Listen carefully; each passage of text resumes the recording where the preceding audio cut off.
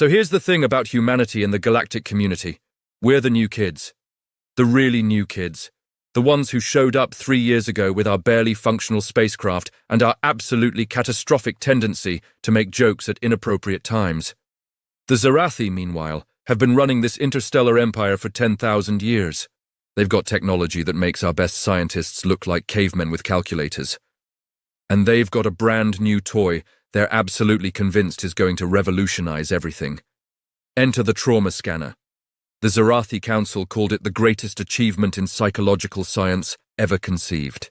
It was designed by their finest minds, tested on 1,000 alien species, and supposedly had a success rate of 100%. The device could map every emotional wound in your brain, quantify the damage, and provide a complete diagnostic readout. All your pain, neatly categorized, all your suffering, perfectly measured. It was supposed to be perfect, which meant, obviously, that I knew it was going to fail spectacularly the moment they asked for a human volunteer. My name is Kes Marilla, and I'm what you might call a professional fixer of impossible problems. I specialize in human trauma recovery, which in practice means I spend my time talking to people who've experienced things that would make most creatures in the galaxy install a self-destruct button in their brains. I've been working with humans for 15 years, and the one thing I've learned is that our minds don't work like anyone else's. We're contradictions wrapped in confusion, tied up with dark humor and a stubborn refusal to make sense. The Zarathi who summoned me to this sterile space station orbiting Earth didn't quite understand that yet. His name was Vorthak, and he was a scientist of the highest caliber. Brilliant, really. The kind of brilliant that comes from a species that engineered out most of its emotional problems 5,000 years ago. He showed me the scanner like a parent showing off a newborn, all clinical pride and mathematical certainty.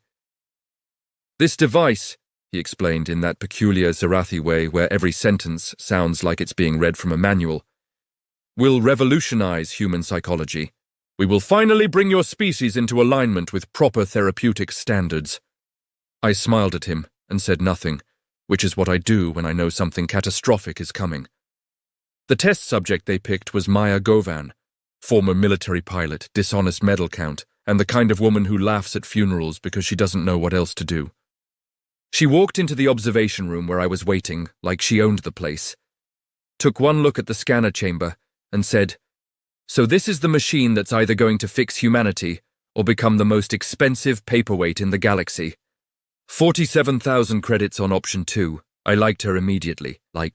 We had coffee before the procedure, which is when I learned that Maya had volunteered for this trial because she figured humanity needed a win. We'd spent 3 years getting absolutely disrespected by every other species in the galactic community. The Zarathi said we were emotionally unstable. The Krell said we were unreliable.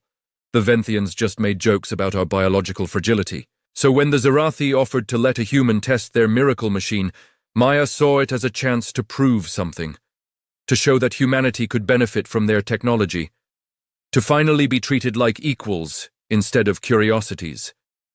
She didn't say all that directly, of course. She said it through 6 sarcastic comments about how if this machine could fix her nightmares, maybe it would finally stop her from screaming at 3 a.m. She said it by making jokes about her own psychological damage, which is absolutely a human thing, and absolutely a thing that would confuse the Zarathi to no end. I told her that the Zarathi probably didn't understand that human trauma was like a kitchen sink.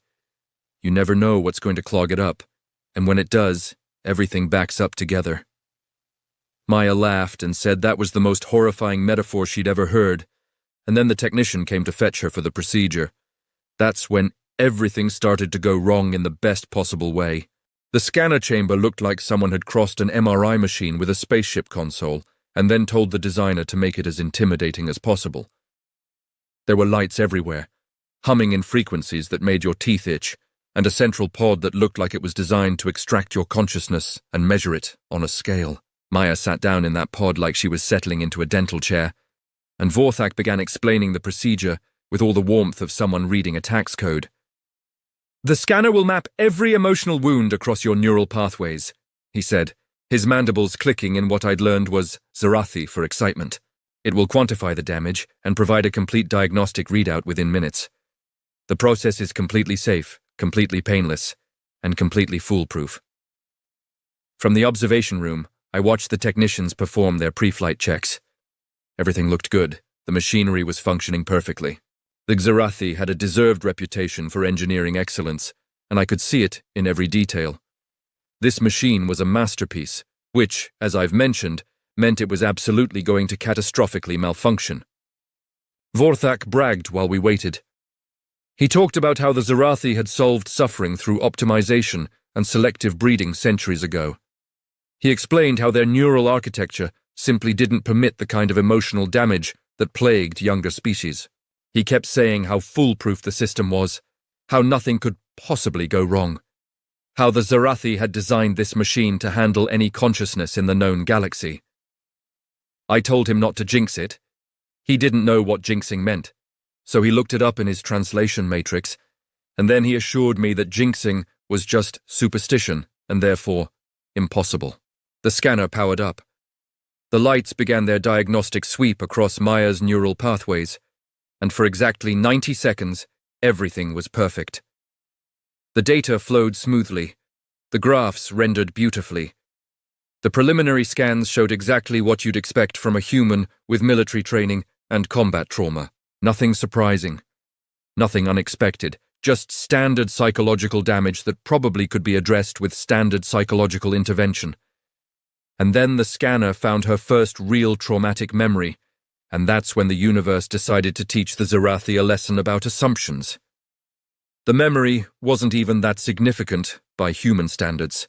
It was childhood abandonment, mixed with school bullying, mixed with the particular flavor of shame that comes from being embarrassed in front of your peers. Nothing devastating, nothing that would even crack the top 20 list of worst things that had happened to Maya. But the scanner processed it, and the device began to stutter. The humming became irregular. The lights flickered. Vorthak leaned forward, his expression shifting from certainty to confusion. "There's a minor glitch," he said, but I could tell he didn't believe his own words. I did believe them, though.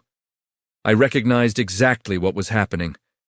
The scanner wasn't broken. The human mind was broken according to Xerathi standards. See, the Xerathi don't experience trauma the way humans do. They don't have trauma at all, really. They engineered it out. They removed suffering by making it impossible to feel multiple contradictory emotions at the same time. They're perfectly rational, perfectly ordered, perfectly optimized. Which meant that when the scanner tried to process a human memory, it ran into a problem it had never encountered before. Human trauma doesn't exist in isolation. It doesn't sit in a drawer labeled pain with all the other pain memories. It lives in constant conversation with everything else you've ever felt. Maya's abandonment memory was contaminated with jokes she'd made about abandonment. The bullying incident was tangled up with the silly moment afterward when her best friend had made her laugh. The shame existed right next to the pride she felt in surviving it. The scanner tried to file the memory under 17 different emotional categories simultaneously, which shouldn't have been possible, which meant the machine's processors started working like they'd been plugged into a lightning storm. The whine became a shriek. The shriek became something that hurt to listen to. Vorthak started barking orders. The other Xerathi technicians who, up until this moment, had been perfectly confident in their work, began frantically typing commands. Their mandibles were clicking in patterns that suggested they were either problem-solving or actively panicking. Possibly both. The scanner didn't explode. The Xerathi are too good at engineering for that. Instead, it did something worse. It locked up completely. Every light went red at the same time. The neural mapping halted mid-scan. All the collected data froze on the screen like it was trapped in amber. The machine didn't crash so much as it entered a diagnostic loop, trying to process the same fragment of memory over and over again, like a scratched record player that had decided to loop the moment of its own destruction forever. In the chamber, Maya sat perfectly still, completely unharmed, waiting to see what happened next. Vorthak stood in stunned silence. His confidence, which had been absolute 5 seconds ago, had evaporated into the recycled air of the observation deck. The other Xerathi technicians wouldn't make eye contact with each other. One of them actually left the room. Just walked out. Couldn't handle being there for this. Maya poked her head out of the scanner chamber and asked with perfect casual tone if they were done yet, or if she needed to sit there a little longer while the alien computer processed its existential crisis about human emotions. The investigation began immediately, which is Zarathi code for everyone panic quietly while maintaining perfect professionalism. Vorthak's entire career had just been called into question by a human woman with PTSD and a dark sense of humor. The Zarathi Council was watching. Humanity was watching. The entire future of interspecies cooperation might have depended on figuring out what went wrong. I took control of the situation because someone had to, and I'd already spent 15 years understanding things that made the Zarathi deeply uncomfortable. We pulled the data logs. We examined every microsecond of the scanner's malfunction. We watched the crash happen in perfect slow motion across monitoring equipment that cost more than most planets' GDP. What we found was simultaneously horrifying and hilarious, depending on which species you asked. The scanner didn't fail because it was weak. It failed because it was too literal. It approached human trauma like you might approach a physics problem. Clean, quantifiable, reducible to neat mathematical principles. But human memories aren't physics. They're weather systems, multiple emotional pressure fronts colliding, creating storms that don't make sense according to any rational framework. When the scanner pulled up the memory of Maya's first serious injury in military combat, it found that she was thinking about her friend's joke at the exact same moment. The brain was processing pain and humor simultaneously, which, according to Zarathi neuroscience, shouldn't have been possible. While scanning the memory of a terrible loss, the scanner detected traces of hope in the same neural pathway. The device couldn't parse the contradiction. It tried to sort the emotion into two different categories and found that it existed in both at the same time, which made the system throw an error that cascaded into complete system failure. Maya explained it in terms that even the Zarathi could understand. Humans don't feel one thing at a time. Our trauma isn't a filing cabinet with labeled drawers. It's a compost heap where terrible and wonderful are mixed together and slowly turning into something new and strange. We laugh about painful stuff because laughter is how we survive it. We grieve funny things because the loss of joy is still a loss. We survive by embracing contradiction, by holding multiple truths in our minds simultaneously, and that's something the Zarathi neural architects had never anticipated because they'd engineered it out of their own species millions of years ago. Vorthak began to understand. I could see the moment when his expression shifted from mortified to fascinated. He started asking questions that went deeper than just, how do we fix the machine? He asked how humans managed to function with emotions that contradicted each other. How did our brains not crash from the logical inconsistency? How had we survived evolution when we were, by definition, irrational? Over the next several cycles, we spent hours examining the crashed scanner's memory banks. We watched moments of Maya's life replay on screen while Vorthak interpreted each one. And his interpretations kept missing the point. He saw loss but completely failed to register gratitude. He identified pain but didn't recognize pride. He found the traumatic moment but couldn't see how the human mind had already integrated it into a larger narrative of survival. With each moment we analyzed, Vorthak got closer to understanding that his entire framework for analyzing emotion was incomplete. It wasn't wrong, exactly. It was just insufficient. It was like trying to understand music by only looking at the sheet notes and completely ignoring harmony, rhythm, and the way the human heart responds to sound. Vorthak brought in more Zarathi scientists. The observation deck filled up with beings in pristine uniforms, all utterly confused by what they were seeing.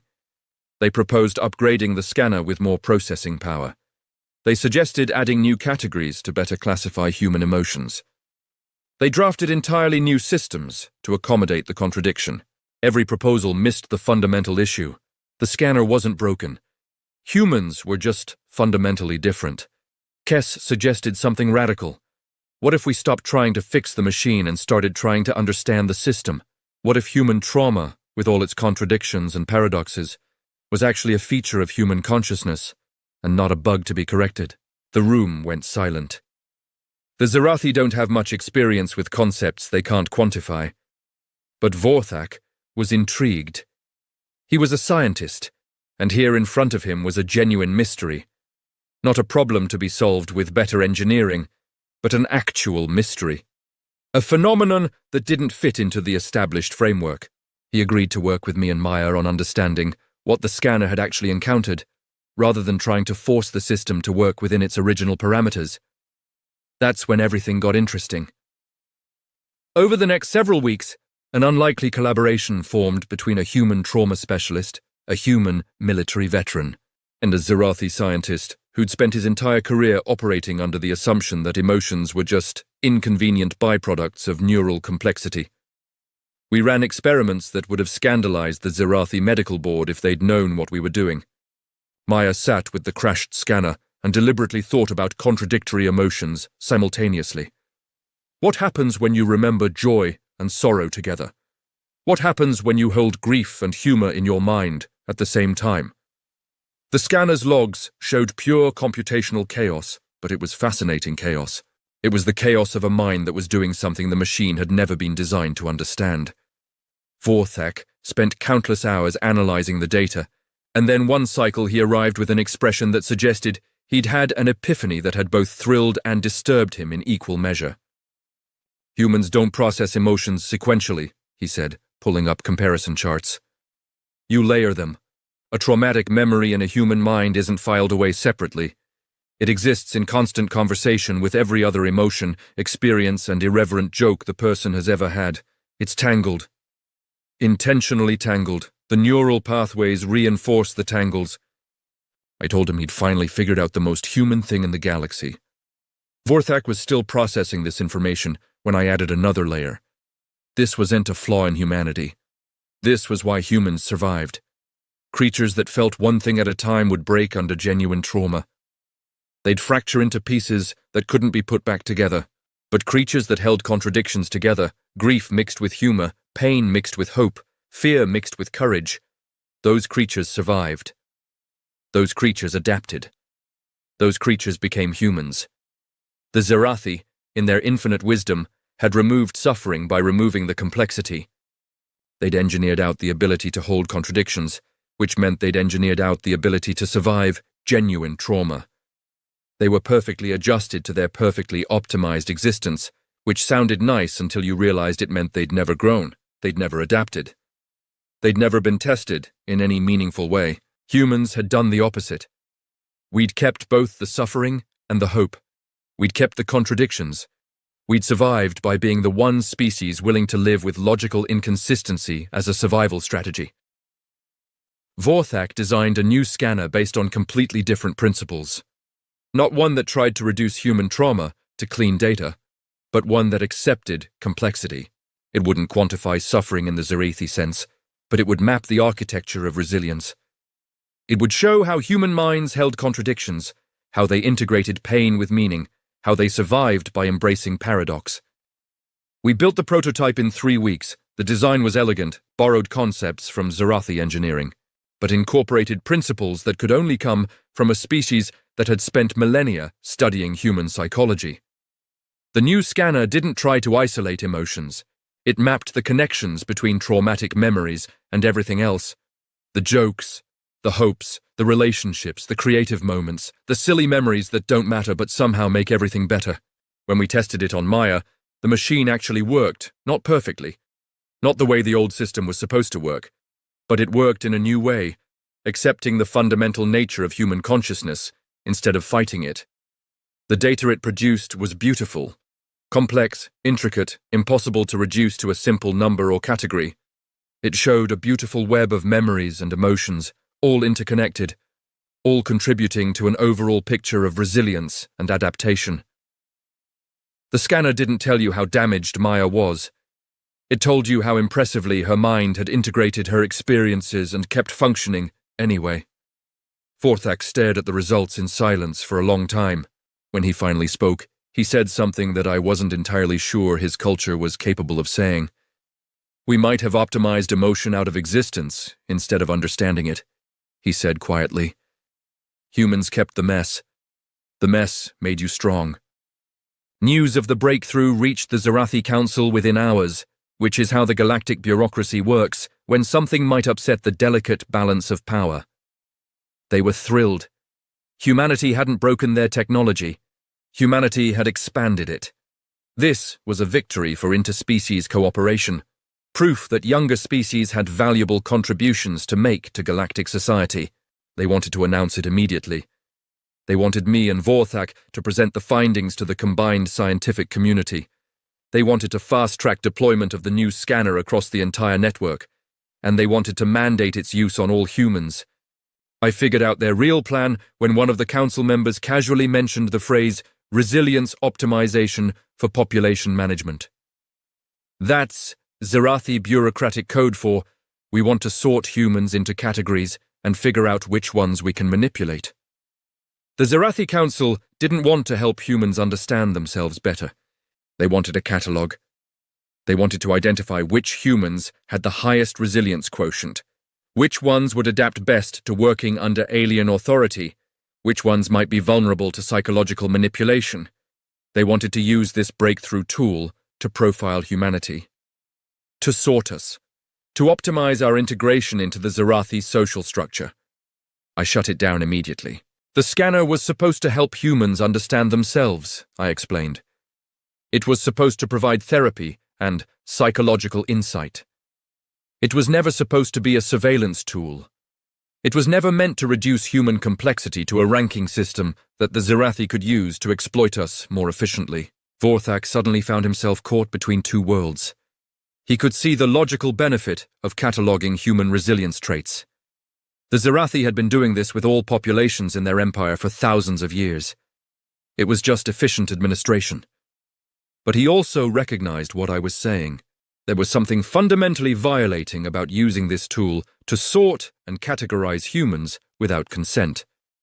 It would reduce what we'd discovered to a weapon. Maya was, as always, blunt.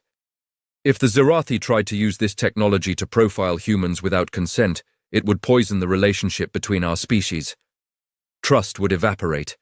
Humans would see it as colonization dressed up in scientific language.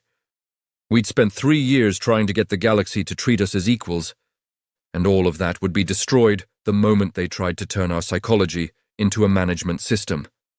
The Zerathi Council didn't appreciate being told no by a human and a junior scientist. They pushed back. They argued this was standard procedure for species integration.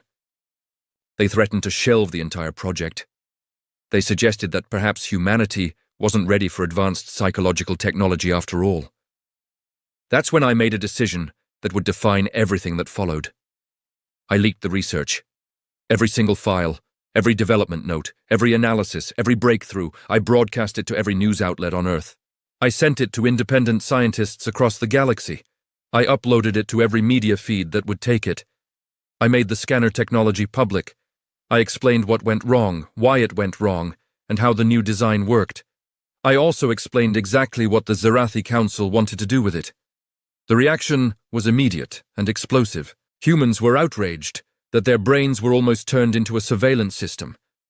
The military wanted to know how to protect human neural privacy. Scientists across 17 different species were fascinated by the implications for consciousness research. Independent researchers in dozens of systems began building their own versions of the scanner based on the published specifications. The Zerathi Council was furious. They accused me of theft, of espionage, of violating intellectual property laws that spanned millennia. They demanded my arrest and prosecution. They said I'd betrayed the trust of an empire that had been welcoming to humanity. But it was too late. The information was out. Thousands of copies were already circulating through the galactic network. The technology belonged to everyone now. No one species could own it. No one government could monopolize it. The breakthrough was universal property, and there wasn't a thing the Zerathi could do about it. I woke up in a detention cell, which is not how I expected my career in xenopsychology to go. But I've learned that the universe has a terrible sense of humor. The Zerathi don't joke around about violations of their legal code. I'd committed a serious crime by their standards, and they had every intention of making sure I understood the gravity of the situation. The cell was comfortable, at least. The Zerathi are civilized about imprisonment. That's the problem with immortal empires. They've had thousands of years to make their oppression courteous. But then Vorthak arrived, and he wasn't alone. He'd been working with his allies on the council, the ones who agreed that cooperation was better than control, the ones who saw the potential in sharing knowledge instead of hoarding it, the ones who understood that a universe where humans were partners was better than a universe where humans were managed populations. They'd arranged for my release on the condition that I work with the Zerathi to implement the new scanner technology properly, with consent, transparency, and ethical guidelines. The compromise wasn't perfect, it never is. But it was workable. Humans got access to the technology without surveillance. The Zerathi got to learn from human resilience. And most importantly, the relationship between our species survived intact, better than before, actually. Because now we understood each other just a little bit more. Maya found me in the station's observation deck, looking down at Earth. We stood together, watching our planet float in the black void of space. This fragile blue marble that had somehow produced enough contradictions and complications to break the most advanced scanning technology in the galaxy. I admitted I wasn't entirely sure if I was going to survive that situation. Maya laughed and said she had faith in the outcome. Not faith in the Zerathi's goodness, she clarified. She didn't believe in that. But faith in what humanity had already proven. We don't give up. We hold contradictions together and keep moving. We saw a surveillance system being built and immediately dismantled it. We broke an impossible machine, fixed it, and then fought to keep it from being used as a tool of oppression. That's the real story, she said.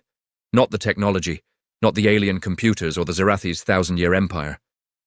The real story is that a human woman's trauma was so beautifully complex that it crashed an alien's entire understanding of consciousness itself. And instead of changing the human to fit the machine, the entire galaxy had to expand to accommodate her. Vorthak joined us on the observation deck. He'd been reading human philosophy, trying to understand the gap between Zerathi logic and human intuition. He'd been studying our history, our art, our music. He was trying to understand how a species that felt everything at once had created anything coherent at all. He told me something quiet, something that I don't think his species was supposed to be capable of saying. The scanner taught us that our optimization might have cost us our creativity, our adaptability, our capacity for genuine growth. I told him that was the most human thing I'd ever heard a Zerathi say. Maybe that was the real breakthrough, not the technology, not the data. The breakthrough was that humanity, complicated and contradictory and impossibly resilient humanity, had something worth teaching the galaxy. We had something the Zerathi had engineered away thousands of years ago. We had the ability to be broken and still function, to be damaged and still beautiful, to hold grief and joy at the same time and turn it into something like wisdom. As the observation deck lights dimmed, the three of us stood silhouetted against Earth, watching the stars beyond. Humanity had survived first contact. We'd survived surveillance systems and misunderstanding. We'd survived by being too messy, too complicated, too fundamentally different for anyone to ever really contain us. Sometimes breaking the machine designed to fix you is exactly what the galaxy needed to understand you in the first place. And sometimes, the scars that you carry around, the contradictions and complications and dark jokes you tell about your own pain, those are the things that make you unbreakable. That's the thing about humanity that the Zerathi learned on that day in a space station orbiting our homeworld.